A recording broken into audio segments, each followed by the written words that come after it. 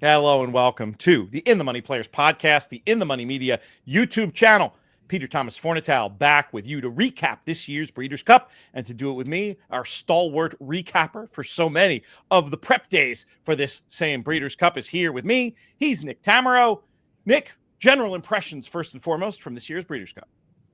Yeah, we survived, Pete. That's the most important thing, right? And we're here on the other side of it now into November. General impressions were that I think it was first and foremost important to make sure as many of them as possible came back healthy and save one little incident with She's Quality, which was a non, I think it was a non, I don't know exactly how to refer to it. She had a heart attack, I believe. But I don't want to spend too much time talking about that. But obviously the work was done to make the event go off well.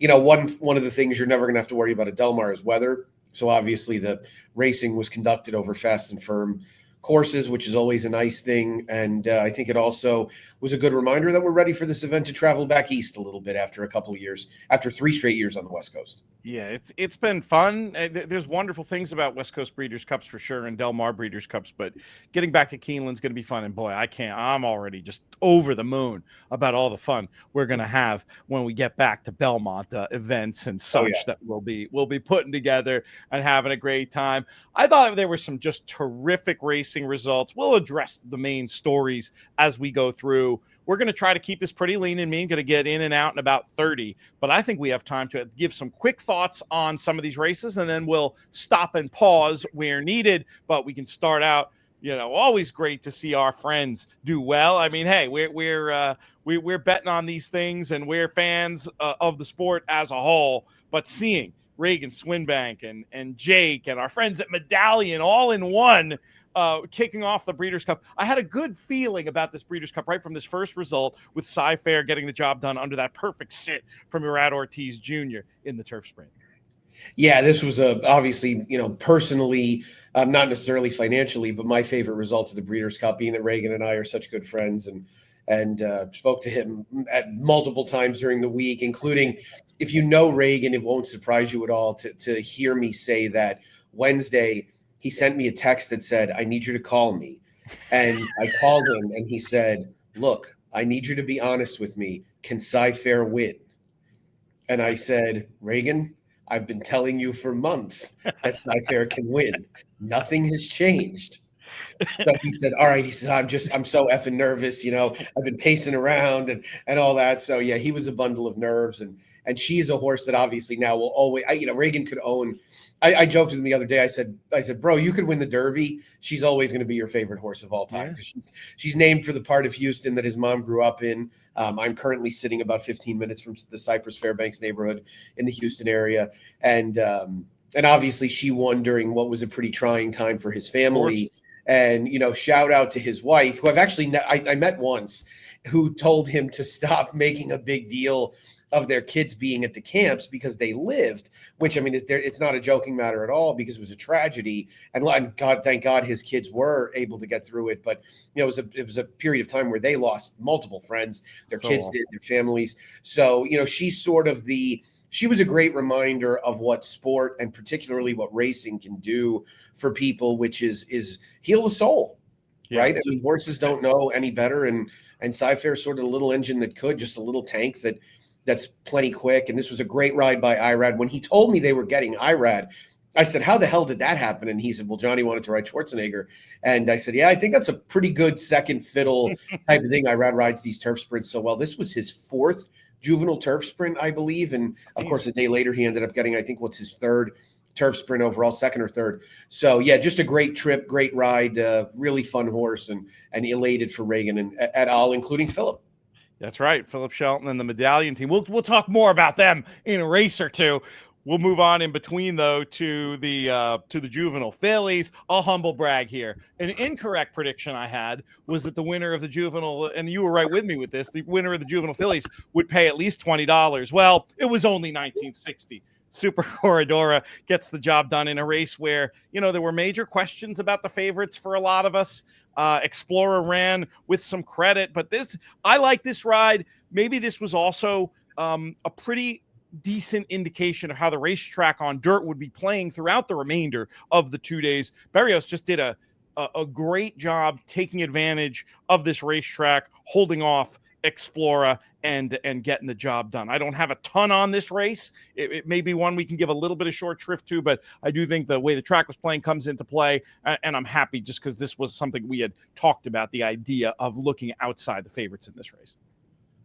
Yeah, and I think Explorer ran her race. She was second best on the day, as you alluded to. Very heady ride by Hector Berrios. I think the result is characterized maybe a little bit by the non-performances from a number of horses. I don't think Percy's Bar obviously ran to her capability. She was a lot farther off the pace than I think any of us would have anticipated. We were all sort of predicting the flat effort from Tommy Joe, who kind of tipped her hand in the 80s. What's that? Doesn't want to go this far, perhaps. Doesn't want to go this far, exactly. Yeah, non-effort from Iron Orchard. So Super Corridor was really sort of the last gal standing, and she was the one that did the heavy lifting and was able to hold them off. Don't think this is scaring anybody off from the Kentucky Oaks path. Yeah, it seems like we might not have a top half of the field finisher coming out of here for the Oaks, depending on how they develop, of course, but not the strongest group. And maybe some of these, somebody like Meaning, who is obviously undercooked coming in here off one run. They maybe we're underselling, but the field's gonna have to prove it to us, I'd say.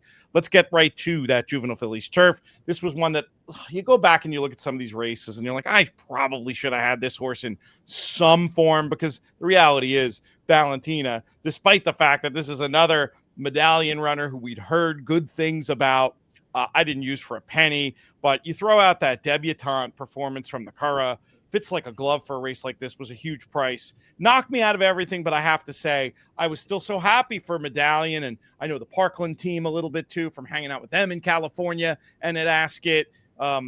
Gets an 86 Beyer speed figure, does Valentina, and this is one that I'll think back to. I'll be thinking back to this one a lot. I mean, Pacific Mission ran great. That was the top pick for me. I know you had in the mix, but I watched back and I was hoping to come up with an excuse.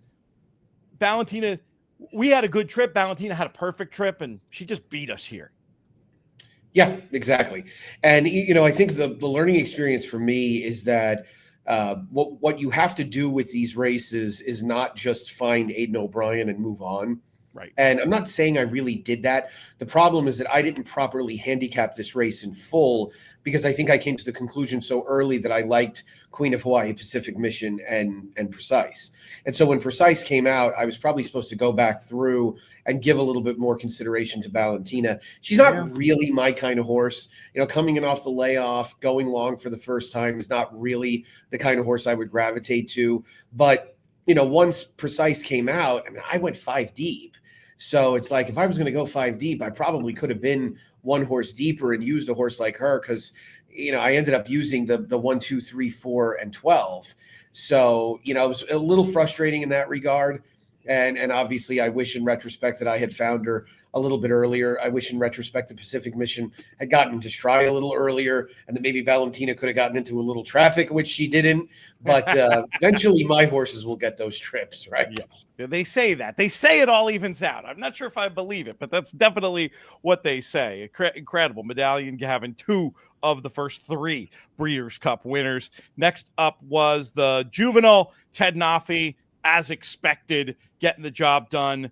One thing I'll say is I'm really glad Brant was not ridden more aggressively, with my theory being inside speed was what you wanted. I thought Brant maybe had a chance to, if he could get Ted Nafi on the stretch. As it turned out, Ted was right there the whole time.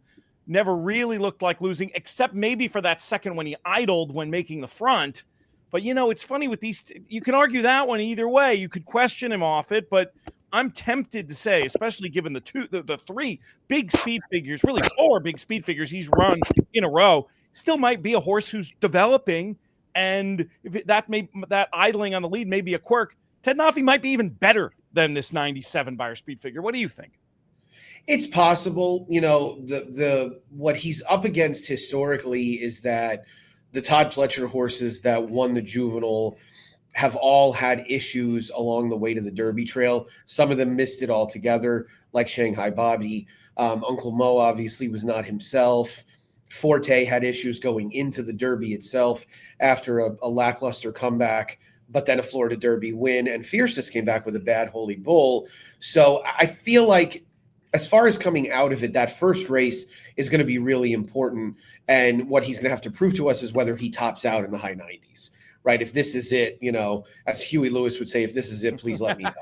Right. It seems like that could be the case. I wish maybe he had been a little bit more impressive, but at the same time, I think Brandt has every right to be a good horse. The figure is going to be interesting because it's hard for me to believe that Litmus Test and Mr. AP ran so much better than they had before in kind of a packed together finish. It's fair. Entirely possible. Right. Yeah. So we'll see. Ideally, one of those horses comes back in a race like the Los Al Futurity, and we get a look at them before the end of the year. But even if we have to wait until the spring, it's no big deal. I think Brandt is a horse that clearly has a ton of ability, but much likelier to be a Woody Stevens horse than a Kentucky Derby horse. Yeah, I was going to ask you what you thought. I mean, I think I would still continue on, certainly going long to confirm that. Yeah, because there is an argument to be made based on this figure and just based on how the race played out, that he'll still, that he could even be with time, maybe even better. That was his first time going 2 turns. Shout out to Michael Adolphson, who did a fantastic job on our Final Answer show. He was all over Mr. AP. Was I smart enough to listen for exactness? No, of course not. That would be asking too much. But it was certainly an exciting running of the juvenile, and we'll see how it plays out. Nick makes a great point about there's a little bit of like potential dissonance with the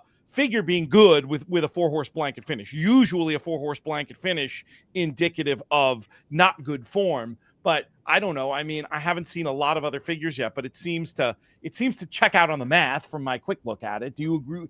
Have you looked deeper, and is there a case to be made other than the visual that this should be, I don't know, a few points lower? Not really, not other than the visual. I mean, in terms of the way the variant worked out for the day, it was a pretty quick track, not overwhelmingly quick, likely in line with what Del Mar is on a regular basis. They did split it from some of the earlier races, which were run over a slower racetrack. So it's believable, but again, like every other figure, it'll be played out on the racetrack. Yeah, we'll see how it all goes. Let's go to the juvenile turf. Gustad gets the job done impressively, and another theme of the weekend. Outside post on the turf, no problem. I'm not going to go so far as to say it's an advantage, but it did keep a few horses out of trouble. Sumion did, as opposed to a ride of his we'll discuss later, a fantastic job here, I thought, breaking half a step slow, but never being out of position and never really looking like losing. Yeah, I'll save my line for his other ride for later, but he said he talked to Ryan Moore, and Ryan Moore said that ride him like Henri Matisse. And he did. It was almost a carbon copy of the Henri Matisse ride. I think what this horse needed was a situation where he was facing largely American turf horses, to be perfectly honest. But he also needed a chance to produce a final run. And I thought Sumion did an amazing job of that, of, giving up a little bit of ground. He did get him over to the 2-path going to the turn. So he did a damn good job from start to finish. And Sumion's a world-class rider, but got him to a point where he never got him into trouble. And, a lot of these Aidan O'Brien horses, you just need to make sure they're held up long enough to produce their run, get him outside and let him fire. And that's exactly what happened. Aidan is so far beyond what we're doing over here with these horses. And look, it's because of what he gets, right? He gets a bunch of good 2-year-old turf horses. We don't have anybody here that's getting anything comparable, but it's almost hard for me to imagine how he's going to lose this race as time goes by, because he just has such a huge edge with all of these horses. And I mean, yeah, Stad and Henri Matisse are better than what he had sent over in general. With that said, next year, I'm sure Appleby might have some superstar, but this was 2 straight years of O'Brien, 3 straight years now. He won all the West Coast runnings. 2 years ago with the horses not even really that good. But then the last 2 years with 2 nice horses, I think Stad could end up being a really nice miler next year. Shout out to Stark Contrast, Michael McCarthy. Major shout out to Stark Contrast. Yeah. This horse ran huge. And I knew they liked him. I was wondering how they'd class up with the Europeans. Didn't class up too bad. Beaten less than a length here with an 86 Meyer and a horse that, 2 years in a row now for California with a big long shot in second. But I'll tell you what, looking at Stark Contrast form, this is some of the best form of an American turf 2-year-old, looking at the body of work. I'm even more confident that, I like Iron Man Cal. I'm even more confident about Star Contrast in the future. I agree. I thought this was a really nice effort, a good ride by Kazushi Kimura. I think a bit of an argument could be made that maybe if he was outside down the stretch, he could have been a little bit bigger threat to Stad. I don't really think he was going to beat him, but I loved the effort. I thought he ran very, very well, and the connection should be quite proud. Just a horse that really outran expectations, but looks to be one, I would say, that has every opportunity to get better as a 3-year-old. This is the first foal of the dam. They did debut him on dirt. The Caravaggio is actually in front okay on dirt, so you almost wonder if there might be some opportunities on the main track. Probably the future book favorite for the Jeff Ruby Stakes. I like that. If only there was such an actual thing. Maybe you can make us a line, Nick. Maybe Terry Rozier can make a line for that. We'll move to Saturday, where things started off on not a great note for me. Boy, the way the track was playing, I thought Hope Road was like the cinch of all cinches in here. And I underrated Splendora, who decided to stuff me in a locker here, earning a 97, going 7 furlongs. Maybe a race where I was not that Splendora had run poorly sprinting, but I don't know. I didn't give her enough respect on the turn back from the mile the last time we saw her, and she ran really well. I just whiffed on this one completely.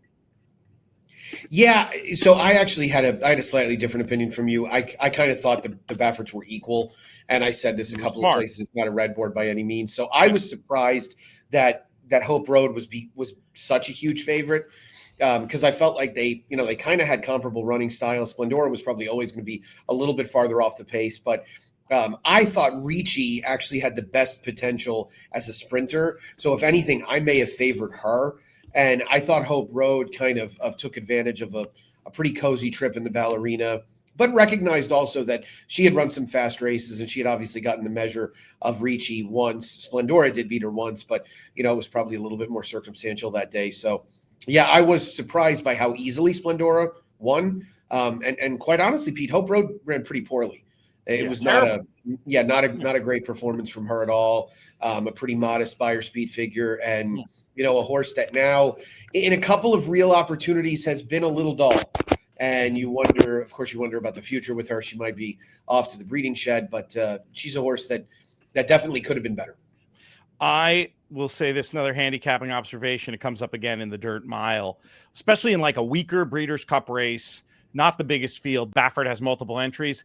I think you got to use them all in some fashion, because I do think team tactics come into play to some degree. And it's also just from a not wanting to overly frustrate myself on a day when there's going to be more important races that I want to be fully on point for. I mean, obviously the other Nisos hangs on. We'll get to that later, but we did talk a bit, I think in part based on this, I did end up throwing those other Bafferts in the dirt mile, and it almost saved the bacon there, but we'll get to that later. What of Splendora? I mean, she's just 4. Have we heard, is she going to come back and try to be a divisional player next year, or is she just going to is this her signature win and it's on to what comes next? The ownership, Michael Talla, has said after the race, he said, I've been waiting 25 years for a win like this. So I'm sure they're going to enjoy it as long as they can. And I would imagine they'll give pretty serious consideration to bringing her back. There's obviously a lot of money out there, a lot of prestige, and all she can do is really add value on the racetrack. I don't really think she can decrease her value. And she's a Maryland bred that they really didn't pay very much money for. So yeah, hopefully one of those situations where the owner feels like he gets a lot more enjoyment out of watching her on the racetrack and getting updates on the foaling process. Right. I love that. One of the great things about this year's Breeders' Cup Turf Sprint, we never have to hear the Kentucky Downs stat again, Nick, because runners making their last start at Kentucky Downs went 1, 2, 3. She's So Spicy, who had shown such brilliant early speed, puts it to good use in this spot. And this one came back real strong on the clock. A 105 Beyer speed figure. Was there any beating? And I'm sort of trying to bait you into giving an opinion here. Was there any beating She's So Spicy in this spot? Yeah, and with all due respect to our friends in Kentucky Downs, I mean, I guess now all their races will become great ones. But all kidding aside, I love Rick Hammerly and everybody there. But no, I don't think there was any beating She's So Spicy. At the same time, there were some very poor rides in this race, mainly John Velasquez on AG Bullet. He really deferred a little too easily. Now, look, when Irad is on a mission, he wants to get the lead, he'll get the lead. But I don't think that he should have given it up so easily on AG Bullet. And one of the things about Johnny that's always made him good is that if you're going to beat him to a position, he's going to make you earn it. And they didn't make She's So Spicy earn it at all. Bring the Band Home. The version of Bring the Band Home we saw at Saratoga is a mirage, right? Because that horse is just completely cooked. And nobody else in there who had any speed was quick enough to keep up with her. And again, Pete, perhaps it was just that nobody was ever going to keep up with her, and it really is just irrelevant. She's faster than the likes of Governor Sam. I always felt like it would be hard for Bucanero Fuerte to keep up with her, but it was that final kick that she put in. I mean, she turned for home, and there was a wicked delay between the NBC broadcast and the race itself. So I was watching it on TV. I clicked it on my computer, and she was already getting into the turn, and I was like, "Oh God, she's gone." Yeah. This looked like the far turn of an 870-yard quarter horse race where somebody has just sprinted away and that's it. And so, yeah, very nice performance from her. Always a filly who hinted at having serious ability and obviously put it all together on the right day. AG Bullet, I totally take your point, but I just don't. I think if she tried to keep up with She's So Spicy, then she doesn't get second. It's one of those. It was such a break. And I also just wanted to shout out Kadem because I think he's so incredibly cool.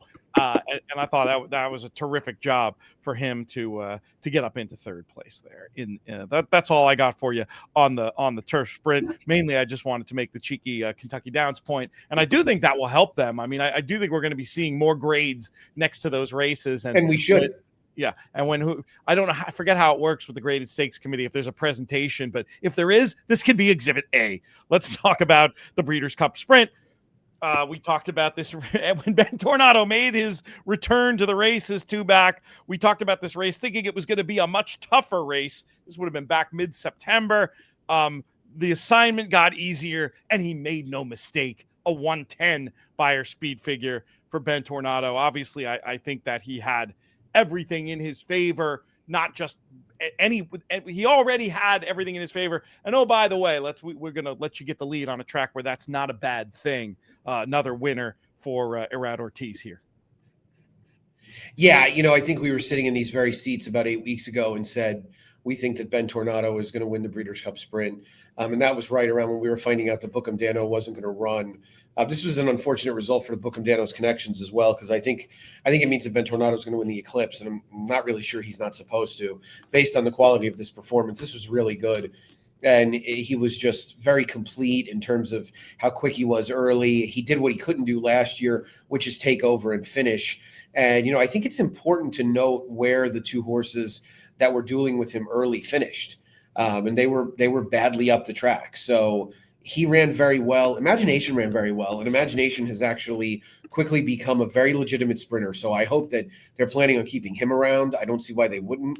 Because he should be a major threat in some of the sprint races next year, where we'll see a horse like Bookham Dano. Dr. Venkman ran extremely well, a horse that Mark Glatt's done a good job with, and it was nice to see him put in a solid performance. So it was really tough to argue that Ben Tornado wasn't as impressive as any sprint winner we've seen probably in kind of a while, and he's a really good horse. So no surprise that he was as good as he was, and with our shared heritage, we can certainly appreciate somebody named Ben Tornado. So welcome back.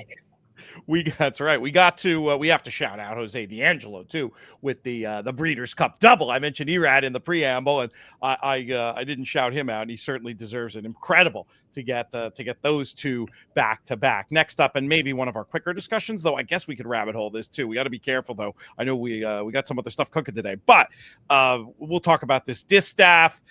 I do want to tie in a note about copium, but we can probably just as easily do it here. I mean, for me, this was almost comical, the racetrack, to me, carrying Scylla home to the degree that it did in this spot. I mean, I kind of liked her anyway, but Alvarado does an amazing job here. Playing the brakes / recognizing what was going on the racetrack, and just put the sword to this field and runs out a much easier winner than I think even her biggest fans would have thought. You had made the case for Regaled. I had made the case for Regaled, and I thought she ran incredible to be third on the track. What are your top line thoughts on this distaff? Yeah, I mean, it's like the most Bill Mod thing ever to wire the distaff with Scylla after she spent a year plus sprinting, right? And so, it kind of, I was talking to a friend last night about when did Mott cut her back? And I realized it was after the Clement Hirsch. And, that was a race where she actually showed a lot of speed. And Mike Smith rode her that day. He rode her aggressively. He rode her aggressively in last year's Filly and Mare Sprint as well. Scylla's about to probably go to the breeding shed, and she's going to be, I'm sure, an excellent broodmare. She's a beautifully bred horse. And we're still going to wonder exactly how good she was and how much time was wasted perhaps by sprinting her. Mm-hmm. And, it doesn't really matter. She's going to win. She probably won't win the Eclipse. She has no real case to win it. Torpedo Anna should. But this was a huge performance. She dragged Junior to the lead. He didn't even really ask her early. So Seismic Beauty broke poorly, but really the biggest problem with Seismic Beauty is she didn't have any speed. And, it's a good reminder to these guys, like, run your horses more often.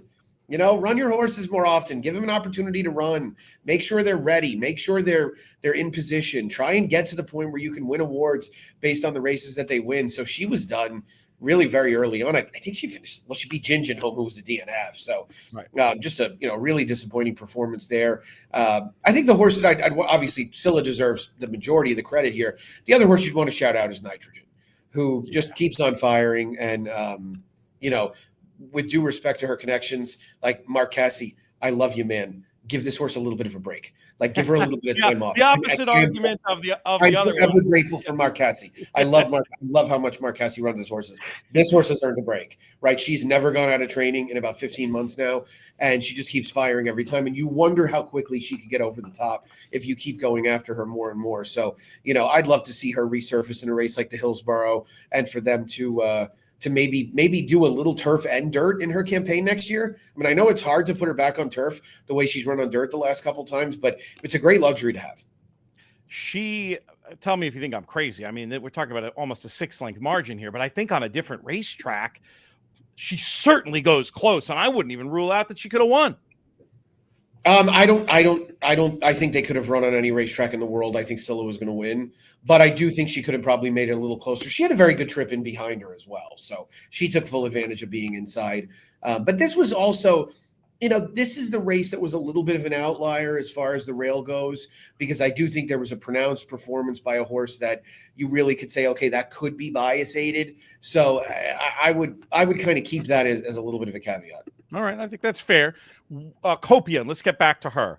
Where would she have finished-ish? Not exact finish position necessarily, but how do you think she would have done in the Filly and Mare Sprint or this race?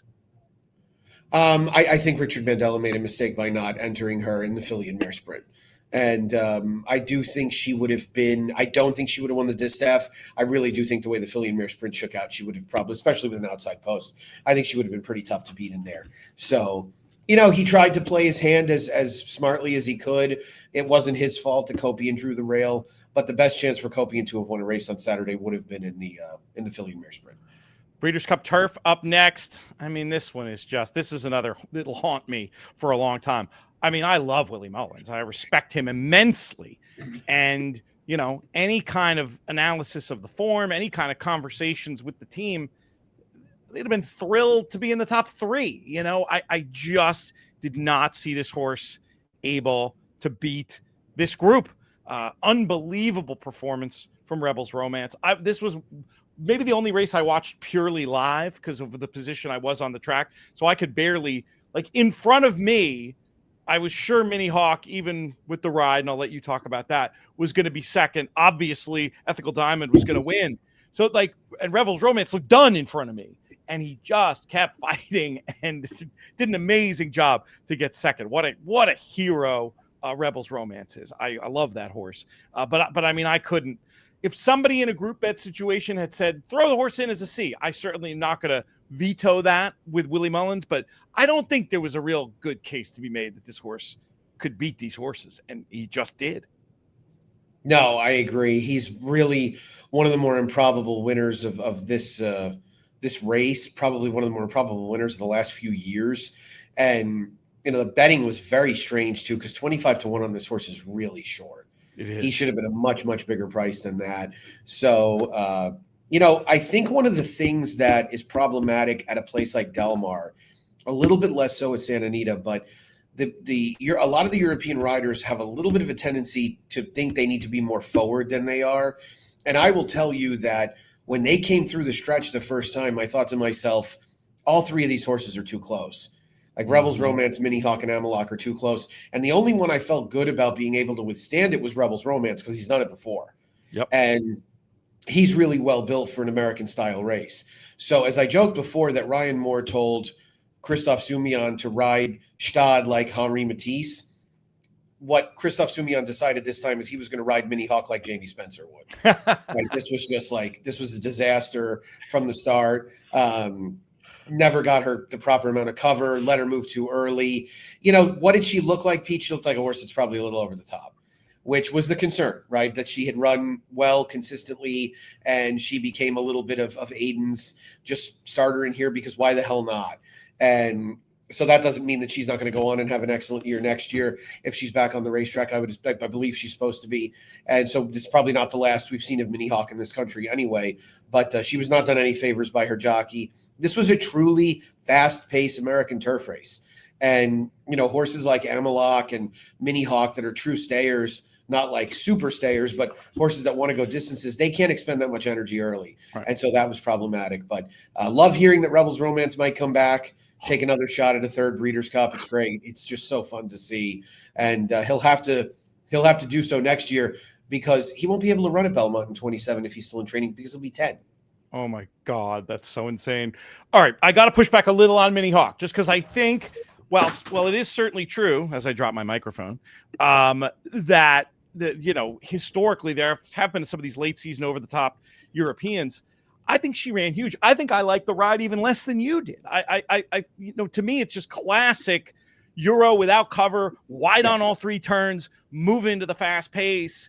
Like, I think she ran a huge, like, if I'm rating this in terms of ability, you could tell me to add easily.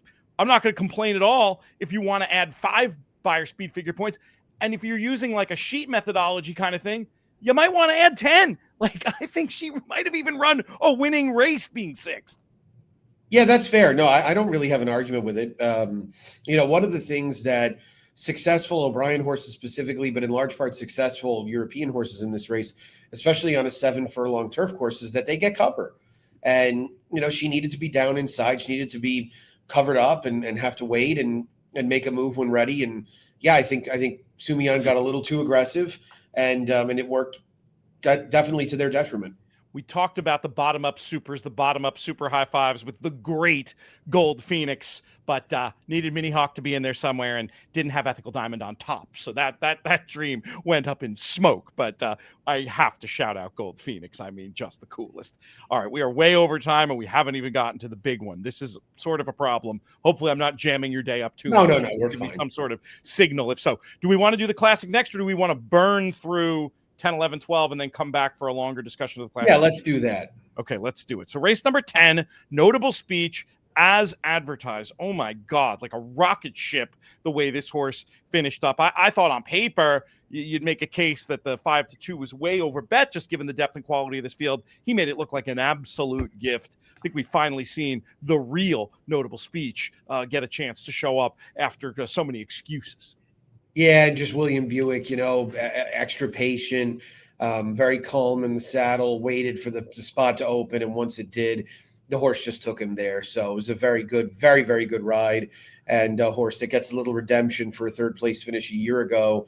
And you almost wonder if you sort of merge those two fields together, what you would have had. And I do think that last year's field had a little bit more depth, top to bottom, despite being quite a bit smaller, as there was kind of a little bit of riffraff in here that probably wasn't really Group 1 worthy. So pace completely fell apart.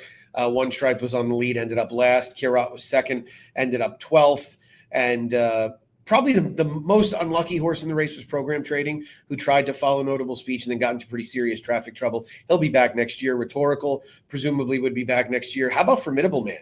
who Great ran race. really, really well for Michael McCarthy, one of his Yep. two big prices that ran winning races on the weekend. So I would imagine he'll be back in the Seabiscuit, I'm sure, because he's going to run a Del Mar every time there's a chance for him to, the way he loves that course. Oh, no doubt about it.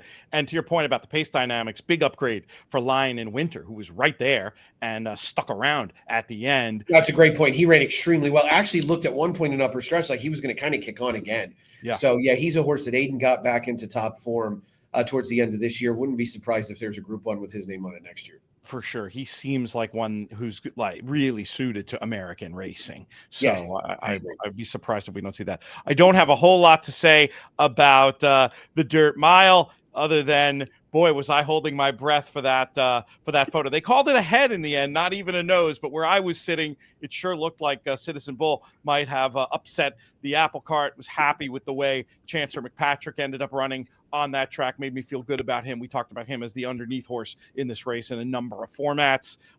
Any quick thoughts on the Dirt Mile? Nisos and Baffert get the job done with a 102 Baffert Exacta. Yeah, Citizen Bull's got a little national treasure in him, right? He's a horse that is good, but he's really good when he's on the lead. And his heart really swells when he's able to see open space. And he ran a really, really game race here, a race that, quite honestly, Pete, I didn't know he was capable of. This was his first triple-digit Beyer speed figure. He also could be labeled as a bit of a Del Mar lover. This is his third. He had 3 wins and 5 starts coming in. All of his best performances basically have come at Del Mar. And so, I don't think that would be an unfair thing to say, but I would imagine Bob would look at a race like the Pegasus with this horse, provided he's back in training next year. And I assume he would be, because how many of these horses are going to be bred to, right? I mean, we're retiring a couple good ones anyway.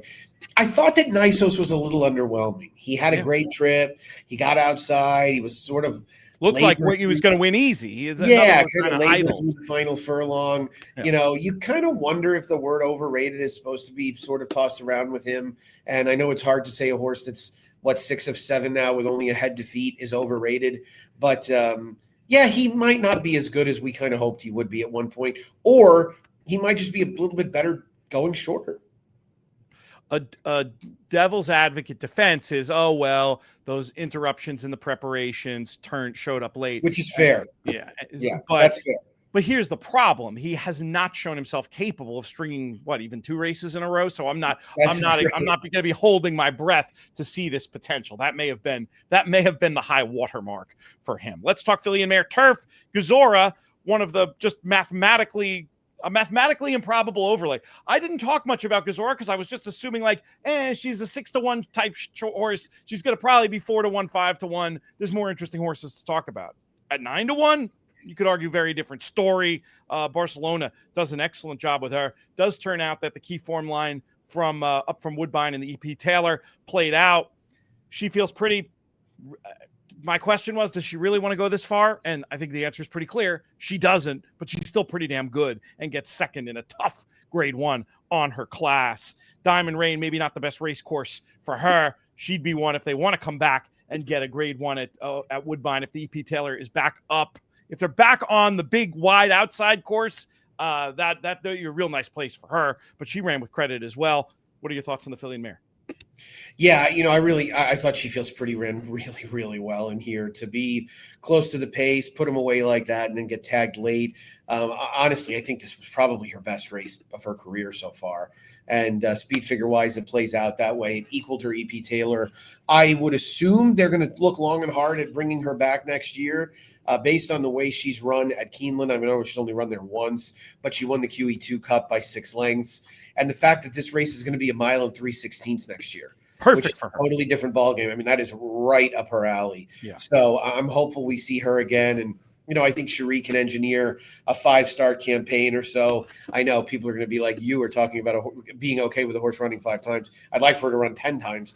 But, you get her started late, Jenny Wiley, Derby weekend, New York, same races, right? Same race, Diana or Beverly D, ultimately to get her to the Breeders' Cup at Keeneland, because this was a really compelling performance. And obviously take nothing away from Gazora, who was a very nice winner. Barcelona is a really good rider and seems to adapt pretty much everywhere he goes. Another situation where there was probably an argument to be made that Gazora was going to be better on a dry turf course. And it's oftentimes better to take an arc like Way also ran, right? Because Yep. even running 13th in the ARC means you had 12 good horses in front of you. Yeah, you definitely the class of being able to run in that race at all. Again, I'm not with the mini hawk bounce theory. I really think it was down to trip and ride. Like I'm not going to Yeah, say I doing agree. well in the arc I is a bad thing, but any appearance in the arc is great. I will also just say generally all these French horses, I just find them because like well, not all of them, but Gisors, a few of them, they're so much harder to evaluate when they've never gone left hand. And it makes me a little crazy. Yeah, that's fair. It makes it harder for me to get like as excited about them to bet them with the same amount of confidence. But geez, on class, I mean, hey, Gazor made all the sense in the world in there and should not have been 9-1. Let's put it that way. Let's talk about the big one, my friend. Breeders' Cup Classic. You lost a little bit of its luster with Sovereignty coming out early in the week, but it was still a absolutely loaded race. And for me, just such a satisfying result, seeing the World Traveler Forever Young laid out to get to his best in this spot. There were some questions about how the trip was going to play out. As it happened, it played out just perfectly. I think this is a race where other horses could have won with slightly different circumstances, but I'm glad it played out the absolute way that it did with Yahagi-san and Sakai getting the job done at 111 by her speed figure for Forever Young. Yeah, you alluded to it. It's a satisfying result because this horse has run his eyeballs out in this country a couple of times already. And obviously his best race prior to Saturday, probably still his best race, was in the Saudi Cup earlier this year. But just a really hard-trying horse, a fast horse with enough speed to stay close. Probably should have been a Kentucky Derby winner, now a Breeders' Cup Classic winner. So we're lucky to have seen him be able to do it. And it was a pretty thrilling rendition of this race when you get right down to it, with he and Sierra Leone and Fierceness. Three sort of rivals you wouldn't have ever expected to meet up, but now being in the trifecta 2 consecutive years in the Classic, The cousins. It's amazing, right? And cousins, indeed. So it is really incredible. But no doubt to me, he was best on the day. I don't think there's any argument to the contrary based on where he was positioned relative to the pacemaker and everybody else along the way there. But at the same time, take nothing away from the second or third place finishers who had a nice little rivalry themselves. And I think it would be fun for Coolmore to put them in barns right next to each other the rest of the way, since they'll both be there, because they were certainly avid regular competitors. They can continue their rivalry in the turnout paddock, perhaps. Yep. Sierra, to me, if there's a little more, put the pacemaker out, because I don't think they rode like the pacemaker was a relevant factor in the race. I think there are, as it was, Forever Young was best. I'm not saying anything against that, but it was just very clear to see there were scenarios where Sierra Leone could have won. I mean, that elite late pace coming into play again.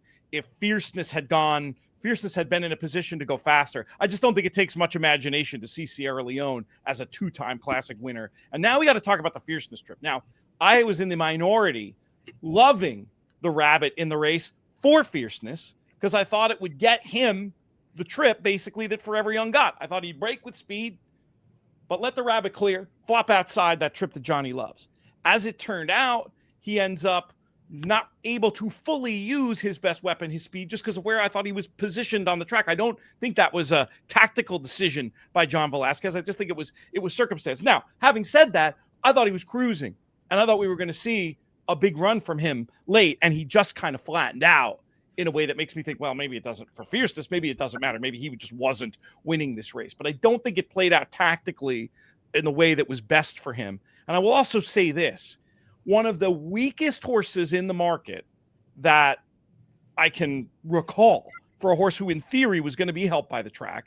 In some of the picks, he's like co-fourth choice. International markets, he was incredibly weak. It was very, very strange. I hadn't heard anything was negative. Anyway, I just needed to do that observation dump about Fierceness. What's your take on anything I just said, or just how he ran? Yeah, I don't think his trip by any means was bad. No. I think the problem that his trip presented for him is that he is not going to beat Sierra Leone and Forever Young by out finishing them. He is going to have to utilize his speed to get an advantage for when the real running starts. And the reason why he finished ahead of Forever Young in last year's Classic is because he was on the lead. Right. And anytime he has beaten Sierra Leone, it's been because Sierra Leone had to come and run him down. Whereas on Saturday, that really wasn't the case based on where he was.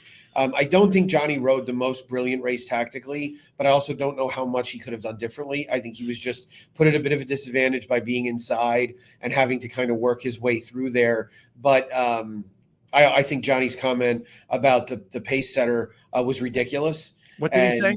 He said that the pace setter cost him basically because he got stuck behind him and it didn't give him an opportunity to get the best spot.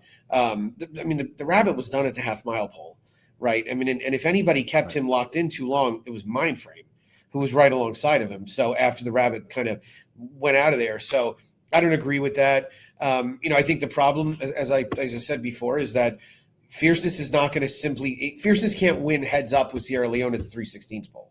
Right. He's not going to outclose him. And that was the issue. And Forever Young also kept finding.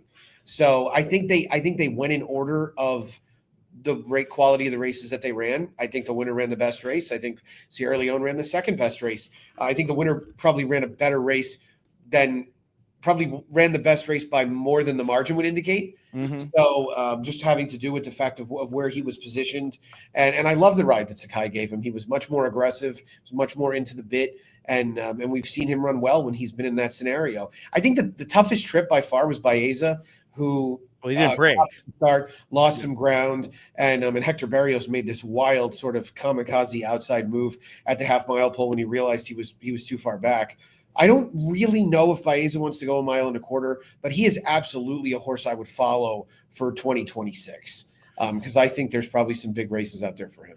One of the more interesting conversations we had in any of our coverage leading up to the race was talking to Sean Borman about how he had his sort of theory of the case on the day was that the published figure of the Pennsylvania Derby wasn't fast enough, and he had it much faster. I mean, goal-oriented doesn't do anything for that case, but I don't think Baeza necessarily kills the case that Sean had of that race maybe being a little bit better than it looks. It's you give the grade an incomplete, I think, at this stage. Is that fair, or do you think that do you take a dim view of the form of the Pennsylvania Derby after those two efforts? Yeah, it's tough to say that it should have been faster. It was probably the number's probably a little higher than it should be. And Sean called me Saturday night and he said, well, I guess I'm wrong about the Pennsylvania Derby. And I said, well, or goal-oriented will win for fun and you'll be right. So, it's Baeza is a hard horse to use as proof. Goal-oriented is a better horse to use as proof. Right. But Gosger also came back and improved by 10. He was an also-ran. He really didn't run in the Pennsylvania Derby. So, yeah, we'll see. I would definitely err on the side of it being probably a little bit too high. One other horse I wanted to make sure I shouted out as far as this race goes, and I think we've given the 1, 2, 3 finishers their due. I thought Journalism ran great. And I saw some people say, I saw some absolute buffoonery about how he would have won if they left Rispoli on him or something like that. Jose Ortiz rode a very, very good race, and probably rode exactly to instruction where they wanted to move around the turn, get him into position. And, I tweeted last night that hopefully with Fierceness and Sierra Leone going to the farm that ultimately will stand Journalism, there really is no reason for them to retire him. Right. He really should be. He should be kept in training and point to a lot of those grade 1 objectives as a 4-year-old that could really add a lot of value to him. And then at that point, Pete, you're talking about a horse that, if he goes to stud right now, I don't know, maybe his fee is 50. Well, what if you throw a Whitney or a Met Mile or a Santa Anita Handicap or, God forbid, a Breeders' Cup Classic on his name next year? Well, then that number goes to 75 or 100. He's got a beautiful pedigree. You're making a great case. I know they've had a great time with this horse. He obviously does well with his racing. Runs a 106 on a track that, they didn't – the principles didn't bang early, It wasn't some meltdown that was going to flatter him. Yeah, I mean, the Rispoli, I love Rispoli. I'm ambivalent about the jockey change, but the Rispoli's biggest fan wouldn't tell you he could conjure 4 lengths out of thin air, and that's about what it would take. That's why I laughed. It was nothing against Rispoli or anyway. Just wanted to explain why I found that so amusing. He's my favorite. Sovereignty is the best 3-year-old. Journalism is my favorite, and I thought it was great to see him run with credit under less than ideal circumstances, and I sure hope he's back. Maybe we'll close with just one more round of plaudits for Forever Young, just because the racing world's reaction to this horse was just unbelievably awesome. I mean, the Alex Henry clip was just fabulous. We've learned so much on the network these last few years, working with the JRA team and providing coverage for all their races. And just what a superstar. Klaus, if you're watching, I want one of those little stuffies with Forever Young. Can you do that for me? Yeah, exactly. No, it was an easy win to get behind, and obviously a horse that has rightfully earned all of the accolades that he's gotten and all the plaudits, as you said. So yeah, pretty easy horse to root for, and it was great. I hate to say it, Pete, but I fear it might be a while before we get handicap horses like these three that, especially international, that have run against each other, and Fierceness and I'm sorry, Forever Young and Sierra Leone are now part of two of the most exciting stretch drives of this decade, including this past Saturday. So it was great to see it, and hopefully it just increases Japanese participation not only in the Derby but in as many races over here as possible. Here, I'll ask you the unfair question that I'll get criticized if I don't. If Sovereignty runs in the race, where does he finish? I'll admit, I asked Andy Serling this question last night, and he said, I don't know.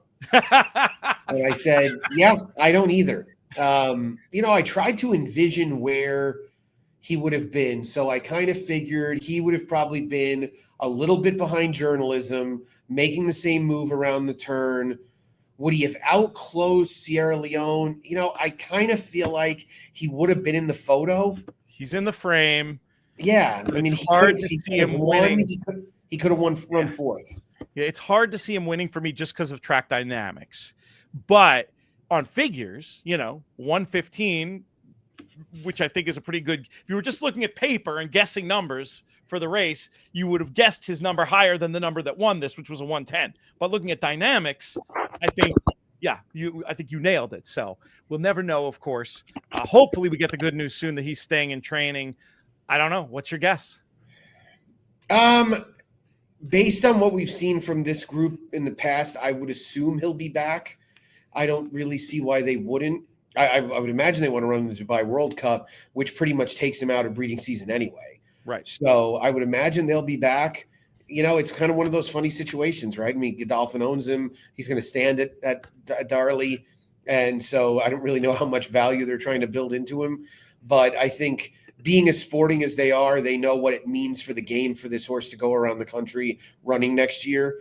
And the other thing we know is that Mott is among the best of all time when it comes to getting these horses ready year to year. And he'll end up losing a race at some point next year because Bill doesn't care about losing races, and people will probably overreact, and then he'll come back and run really well because that's what Bill's horses do. Fantastic stuff. Nick, thanks so much for taking extra time out of the schedule today and getting down some thoughts on this year's Breeders' Cup. May do some other Breeders' Cup recap content as well. Really enjoyed getting to talk to Dave Smith, the winner of the BCBC. We might try to cut up some video of my chat with him. But yeah, we'll start looking forward again soon, but it's the Breeders' Cup. We could probably look back for another day or two. So look forward to maybe some more content. I'll pull in Vanessa, see what the European reaction to all this was, etc. Thanks so much to our friends over at Twin Spires. They had a great, I don't know if you saw it, I think 80 players up from 20 played the BCBC on Twin Spires. That was one of our key messages for them. So I feel like that worked out well. Contest players are going to start thinking KDBC already, and there's loads of opportunities to qualify over at twinspires.com. Make sure you check that out. Nick, great having you here. Really appreciate the time, and we'll be talking soon. Sounds great, my friend. Pleasure was all mine. That's going to do it for this edition of the show. Thanks to our friends at 10 Strike Racing and Therapeutic Horses of Saratoga for being with us from the beginning. And most of all, though, I want to thank all of you, the listeners, the viewers, for coming up and saying hi at Del Mar. Never got to see so many of our folks in the wild. That was such a thrill for me to do. And that one guy who tried to talk to me while I was actively talking on the phone, I'm sorry, I didn't mean to be rude, but it was an important phone call. Anyway, this show's been a production of In the Money Media. Let us know in the comments who you think the best performance of the Breeders' Cup was. May you win all your photos.